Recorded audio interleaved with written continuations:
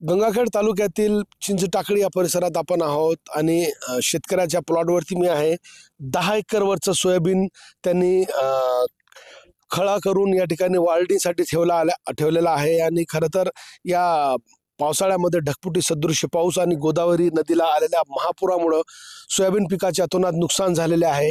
मागच्या वर्षीच्या तुलनेत 30% सुद्धा उत्पन्न हाती आलं नाही असं या ठिकाणी दावा आहे. या भागात शेतकरी आहे, माझ्यासोबत आहे. काका, किती एकरवरचा आहे सोयाबीन? 10 एकर. हा, मागच्या वर्षी किती एक झाला होता? मागच्या वर्षी 100 पोते झाले. 100 पोते. आणि आता यावेळी काहीच नाही आणलं, कमी झालं. पाऊस काळ झाला ना जास्त. त्याच्या आता सरकारकडे काय मागणी? सरकारकडे मागणी मागावं लागते. काय नुकसानीचा मुआवजा मिळाला का नाही शेतकऱ्याकडून, आलं. सरकारकडून? नाही मिळाला अजून. 1 रुपया नाही गावामध्ये. नाही नाही सरकार तर म्हणते मिळाला म्हणून. नाही मिळाला. बरं, मग आता दिवाळी साजरी कशी? करा म्हणून कसं म्हण काहीच नाही उत्पन्न. नाही नाही उत्पन्न. तर ही परिस्थिती आहे.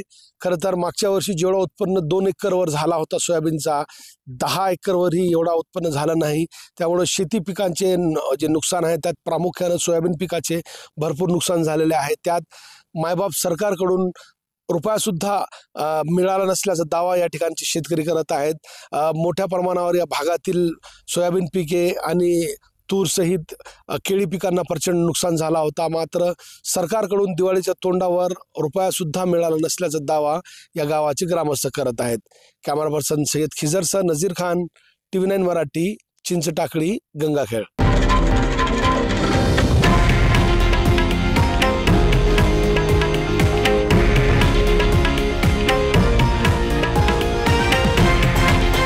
हे आहे देशातील नंबर 1 न्यूज नेटवर्क आणि आपण पाहत आहात TV9 मराठी, एकमेव.